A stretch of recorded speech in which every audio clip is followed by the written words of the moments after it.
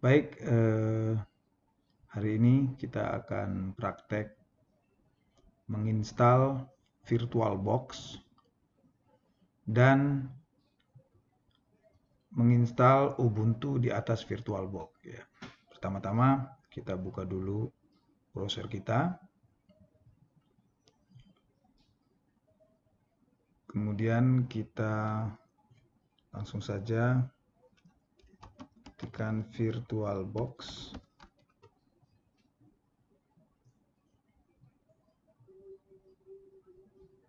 Oke, langsung kita klik di sini boleh dan di sini juga boleh. Kita klik download.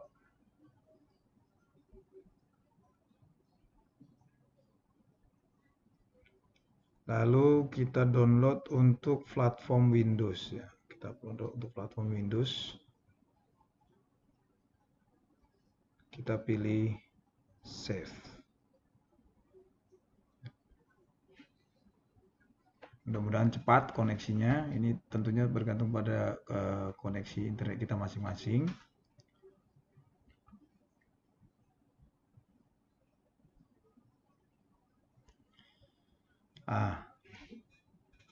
Sebagai perkenalan, apa sih VirtualBox gitu ya? VirtualBox adalah software virtualisasi gitu ya. Sehingga dengan menggunakan VirtualBox kita dapat membuat mesin-mesin virtual ya. Kemudian kita menginstal sistem operasi di atas mesin-mesin virtual tersebut ya. Jadi VirtualBox memvirtualisasikan seperti prosesor, memori, hard disk ya, sedemikian rupa sehingga dia menjadi seakan-akan komputer yang sendiri gitu ya. Komputer yang independen. Tapi sebenarnya dia adalah virtual. Ya. Oke, di sini sudah selesai, langsung saja kita install, kita klik.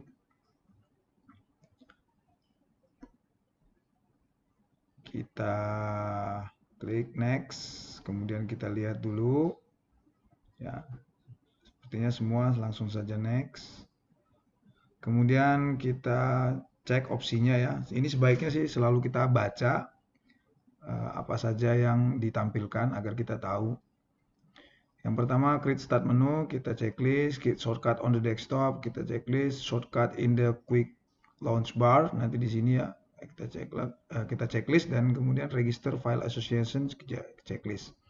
Next, oke, dia akan menginstal interface, network interface ya, antarmuka jaringan yang juga sebenarnya virtual gitu ya. Kita klik yes, kita install. Nah, di sini kita harus izinkan ya, supaya instalasinya berjalan dengan lancar. Kadang-kadang nanti dia nanya untuk instalasi dari developer Oracle gitu ya. Kalau yang belum pernah nanti teman-teman di oke saja. Di sini tidak ada muncul pertanyaan tersebut karena sebenarnya saya sudah pernah install gitu ya. Oke. Jadi ini sudah keinstall. Kita sudah bisa close browsernya. Nah, kita akan mencoba menginstal Ubuntu di sini. Sebelumnya saya sudah siapkan di drive D saya. Ya, disk image untuk Ubuntu versi 20.04 ya, yang LTS yang terbaru. Nah, kemudian saya mau siapkan juga folder khusus mesin VirtualBox ya. Jadi saya buat di sini folder baru. Saya beri nama mesin virtual box gitu ya, mesin VirtualBox. Ya, ini namanya bebas sebenarnya. Saya hanya membuat folder di mana nanti setiap menginstal akan saya masukkan ke sini gitu ya.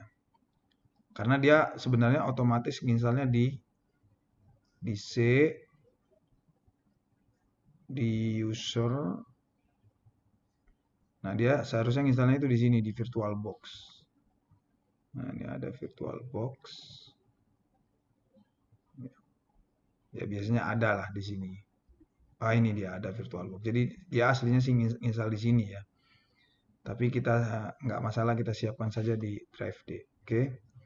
Nah, saya udah siapkan Ubuntu-nya, saya udah siapkan foldernya. Jadi nanti saya cek lagi dulu di sini preferences. Ya kan? Nah, dia nanya nih default machine folder gitu ya. Jadi saya arahkan dulu ke D mesin VirtualBox. Ya, jadi saya arahkan ke sini. Inputnya nggak ada masalah, update-nya. Nah ini cek update. Oke, saya pilih 1 month. Oke, ini sebenarnya kita belum ke arah sini ya, tapi nggak apa-apa. Oke, nah kita mulai saja. Saya mau install Ubuntu, jadi kita klik new ya. Kita klik new. Jadi new virtual machine. Ya. Name and operating system. Kita isi di sini Ubuntu 20.04 LTS gitu ya. Saya sengaja biar agak lengkap. Nah, terinstallnya otomatis di tempat yang kita pilih tadi ya.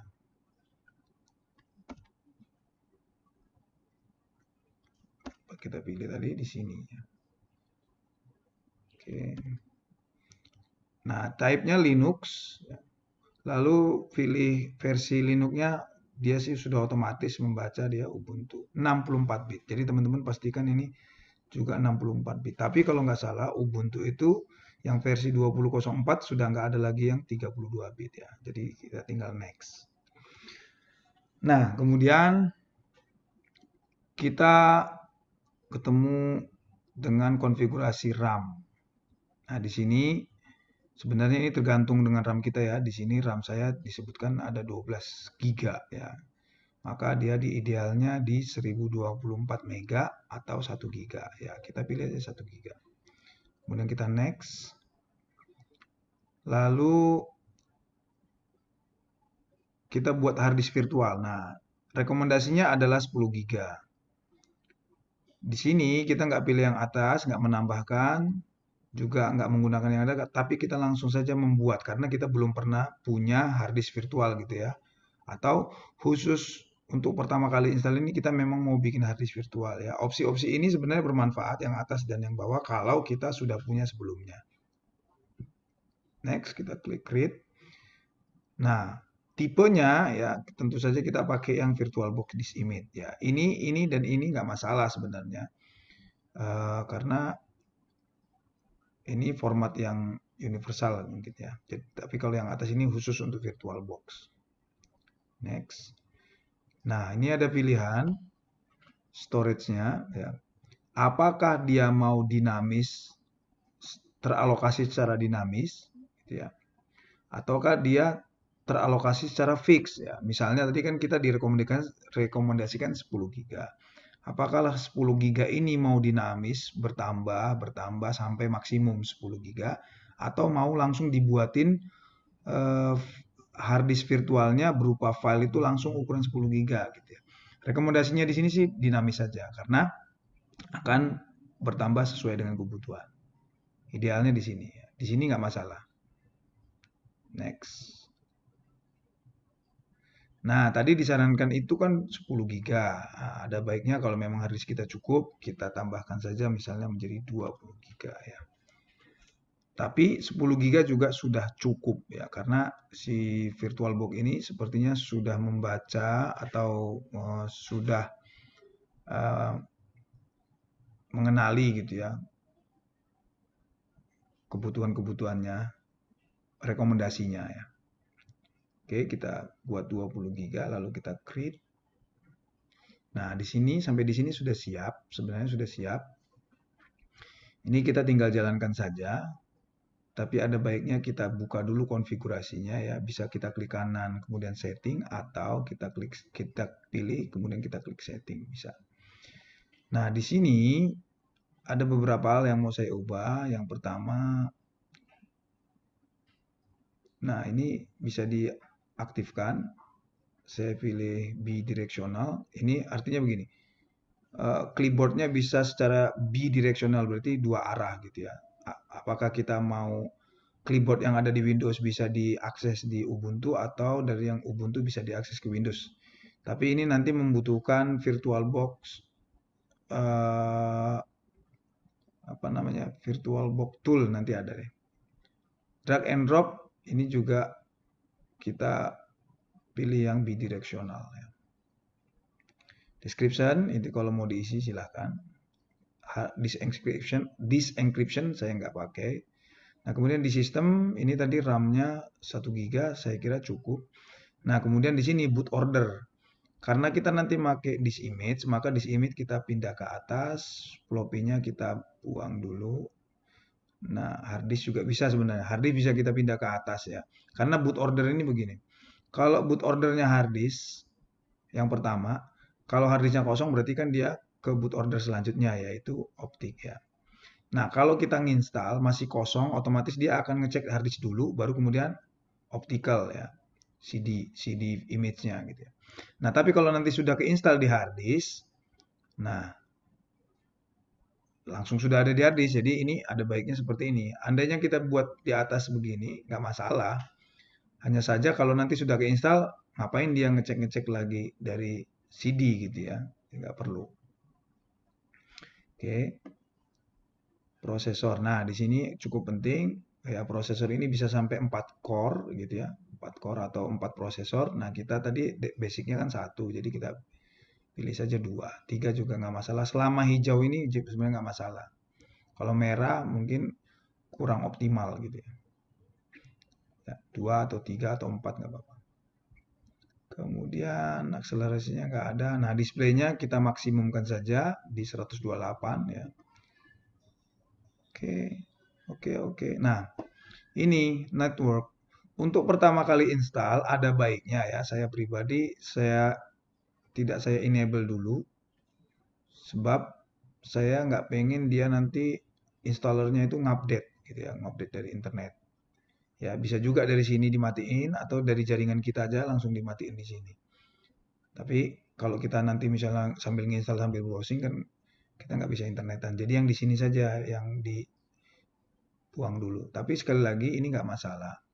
Artinya kalau ini di enable, waktu nginstal nanti kadang-kadang dia minta update waktu install dan itu cukup lama gitu ya. Jadi biasanya saya pilih saya disable gitu ya. Oke, yang lain-lain ini belum ada perubahan. Jadi tadi cuman di general ya, kemudian di sistem sama di network ya. Ini network adapternya itu istilahnya nggak dicolokin dulu kabel jaringannya gitu ya, atau nggak dikoneksiin dulu gitu ya. Nah ini saya oke. Nah ini langsung saja saya jalankan, saya double klik. Nah ketika dia jalan nanti, dia minta startup disk. Nah bagi teman-teman yang punya pengalaman install dari CD-ROM ya atau DVD, nah ini kita seakan-akan memasukkan CD-ROM-nya, tapi ini virtual image-nya ya. CD image-nya gitu ya. Kita add, kita cari dia posisinya di mana. Tadi sudah ada saya siapin di D tentunya. Lalu saya open. Nah ini choose. Nah ini kan kita add, kemudian kita choose. Jadi ini seakan-akan kita masukin ke dalam CD-ROM gitu ya. Kita klik start. Nah berarti ini tinggal install.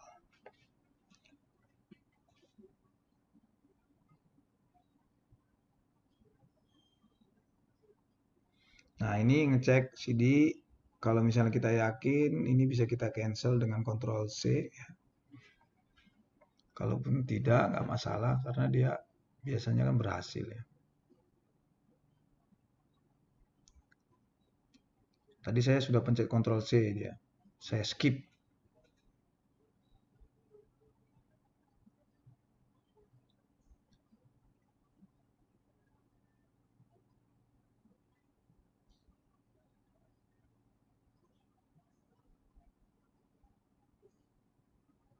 Oke, kita tunggu prosesnya.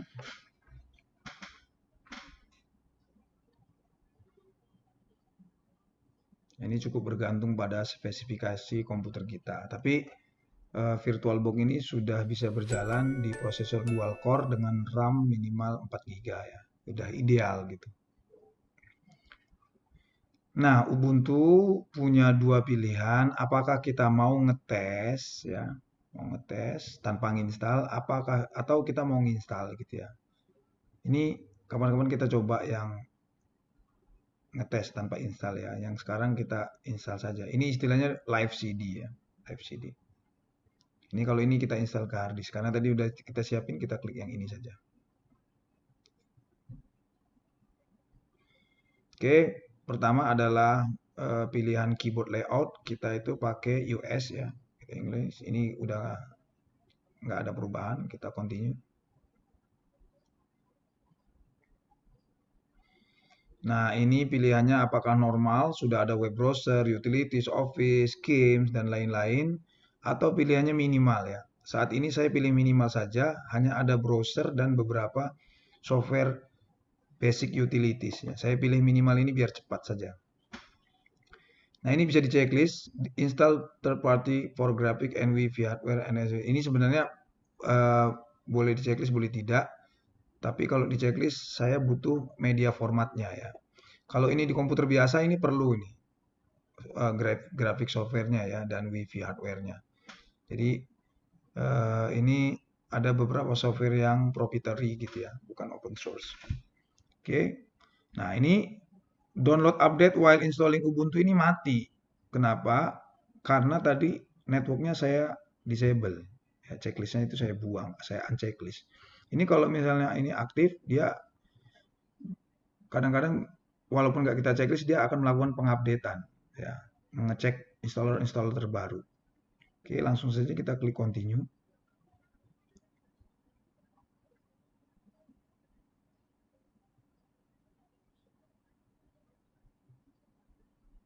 Nah, di sini pilihannya karena kita cuman ada satu hard disk virtual dengan satu sistem operasi yaitu langsung Ubuntu, kita pilih ini aja.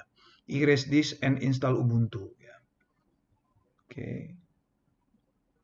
Kita cek apa yang mau kita ini. Ya, ini ada LVM. Nanti kita coba bahas apa ini LVM ya. Ini eksperimental, ini use ZFS file system. Enggak, kita belum perlu ya, kita cancel. Jadi pilihan kita tetap ada di sini erase disk and install Ubuntu. Karena Ubuntu menjadi satu-satunya yang akan diinstal pada hard disk virtual kita yang 20 GB tadi. Kita klik install. Now. Oke, dia melakukan konfirmasi ya. Nanti mau diinstal seperti ini, diinstal di hard disk ini ya. Sekarang partisinya seperti ini, oke, klik continue.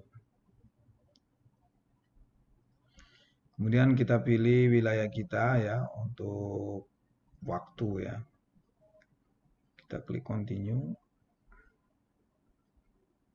Nah, kita tulis nama kita di sini, misalnya nama komputernya ya, hostname-nya ini nanti bisa diubah. Kemudian username-nya, baru kita isi password-nya.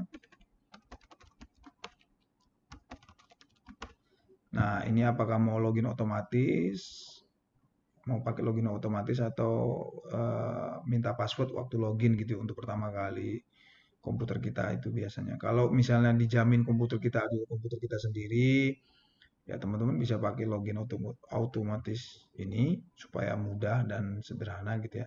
Tapi kalau misalnya kita mau lebih aman, kita bisa pakai yang ini ya. Jadi selalu memasukkan password untuk login. Klik continue.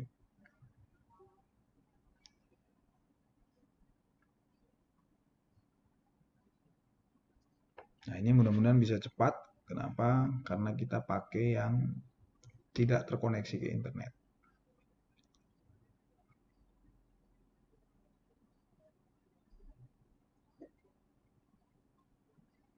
Kita sambil coba buka DistroWatch ya. Kita coba buka DistroWatch.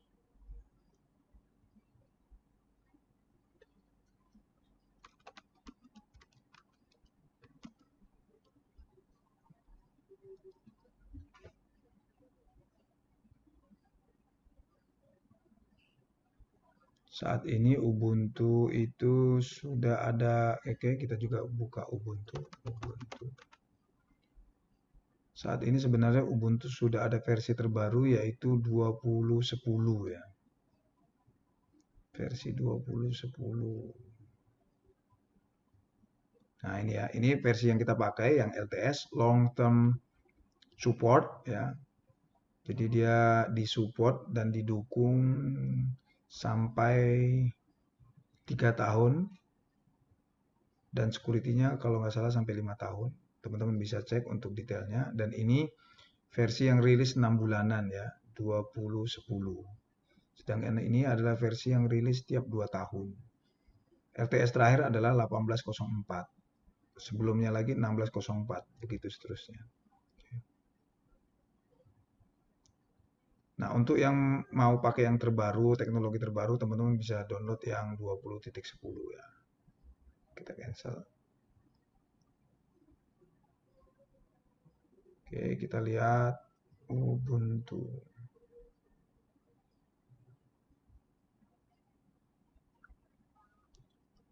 Nah, di sini kita bisa lihat apa saja yang terbaru ya. Ini 20.04 namanya vokal ya, ini namanya Groovy. Teman-teman bisa bandingkan di sini update-update-nya. Yang hijau-hijau ini berarti sudah pakai yang terbaru. Sedangkan kalau yang merah ini biasanya eksperimental, kalau hitam ini berarti yang sudah versi sebelumnya. Nah, kalau kita lihat di sini 20.10 itu beberapa hal sudah pakai yang terbaru, misalnya ini apa ini ya? Untuk library printer ini ya. Library percetakan ini. Eclipse ini library untuk bahasa C dan apa ya? Untuk si OS-nya ya.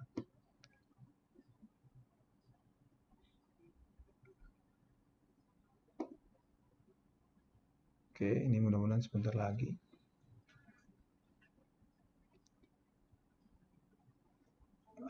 Ada banyak sekali apa namanya website-website yang membahas tentang Ubuntu, misalnya OMG Ubuntu gitu ya.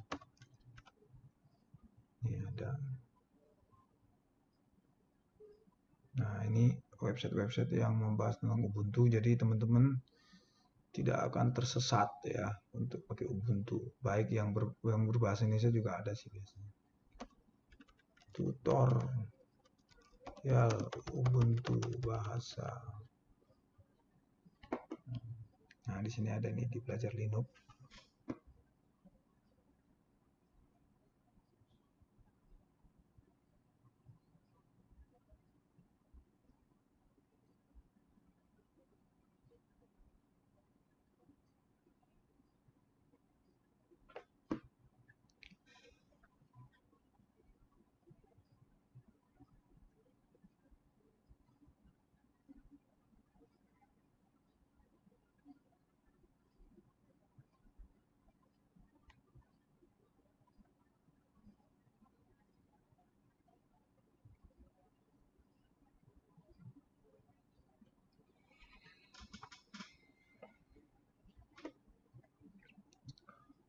Oke.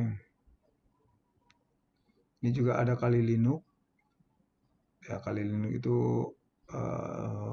turunan distro turunan Ubuntu yang dibuat khusus untuk security ya. Untuk aktivitas hacking, pen testing.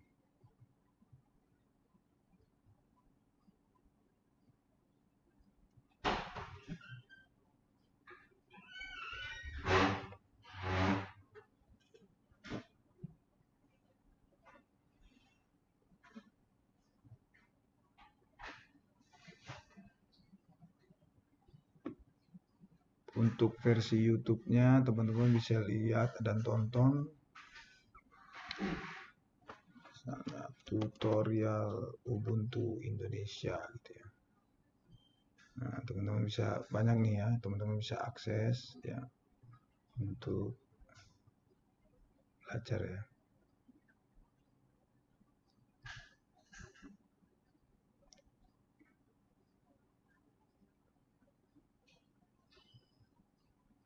nanti teman-teman kalau misalnya memorinya cukup, teman-teman bisa naikkan memorinya jadi 4 GB misalnya ya. Tadi di sini saya cuma bikin 1 GB. Sorry, teman-teman bisa bikin 2 GB atau 4 GB tergantung memorinya saja yang kalau cukup ya.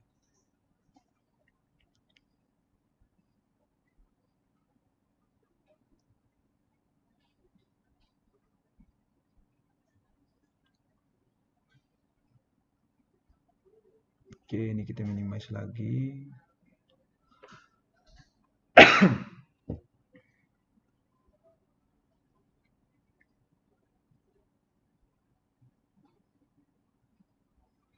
Nah, ini sudah selesai diinstal, kemudian dia bilang bahwa installation is complete, you need to restart. Oke, kita restart.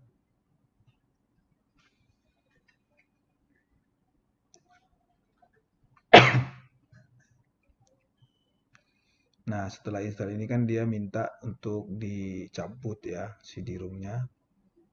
Nah, ini apa CD-nya itu harus diambil gitu ya, dicabut, dilepaskan. Kalau di sini kita kan nggak bisa ngelepasin karena tapi ini cukup kita enter saja. Karena dia sebenarnya virtual. Nah, makanya tadi di boot ordernya itu saya buat tetap harddisk yang pertama, jadi dia tidak mengecek lagi CD-ROM kondisinya.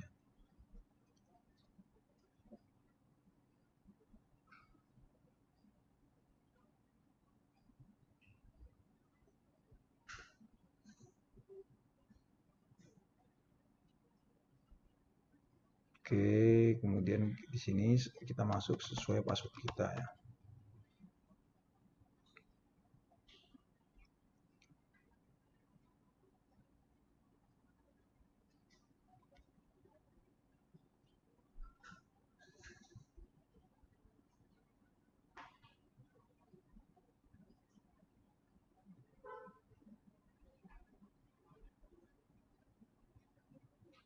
Nah, oke, ini belum bisa dimaksimalkan karena ada driver yang belum, dan kita untuk melakukan itu kita coba shutdown dulu ya. Kita coba shutdown, power off. Kita aktifkan dulu network kita.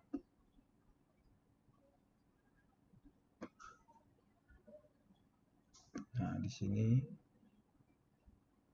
ini masih running, jadi belum bisa kita lakukan, belum bisa kita klik setting. Ya, kita belum bisa karena dia masih running. Nah, setelah dia power off, baru kita bisa klik setting ya. Boleh dari sini, Ctrl S. Kemudian kita ke network. Ini ada 4, bisa sampai maksimal 4. Kemudian yang kita kan satu saja, kita enable ya. Posisinya NAT ya. Kita OK, kemudian kita jalankan lagi.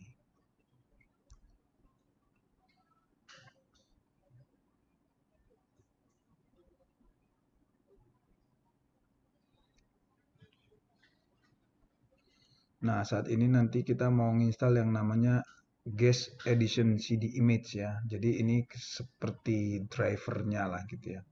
Seperti drivernya yang membuat Ubuntu lebih menyatu dengan VirtualBox-nya. Oke, kita login dulu. Kita klik username kita, kita masukkan password kita.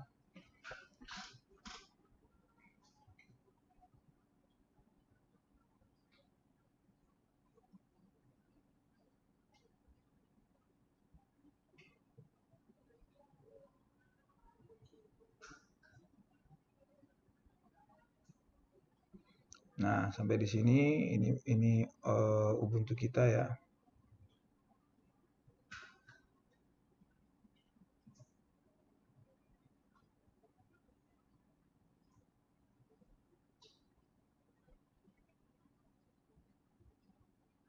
Oke. Kita langsung saja install ini. Insert Guest Edition Image. Jadi ini sebenarnya CD virtual juga. Dimana nanti seakan-akan kita masukin CD-ROM kita ya ke dalam sini, dan ini sudah ada aplikasinya yang langsung auto run. Kita klik saja run. kita install kan. Nah, di Linux biasanya setiap mau install harus masukin password, yaitu password administrator atau user rootnya gitu ya.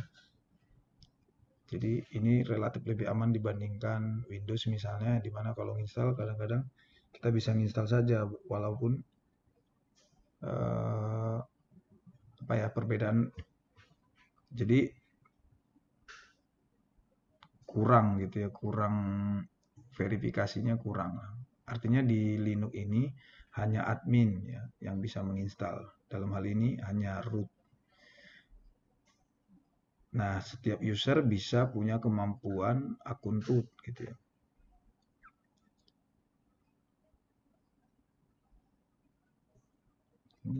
Ini tadi sudah ya.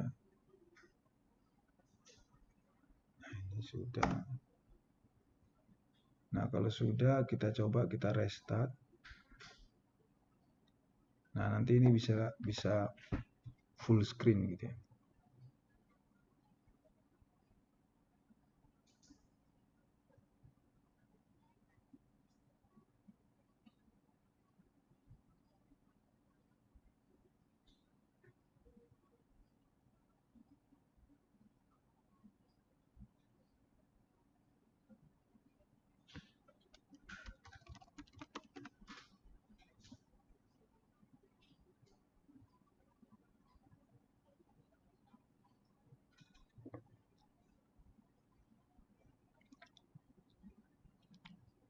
Oke, ini kita tutup dulu.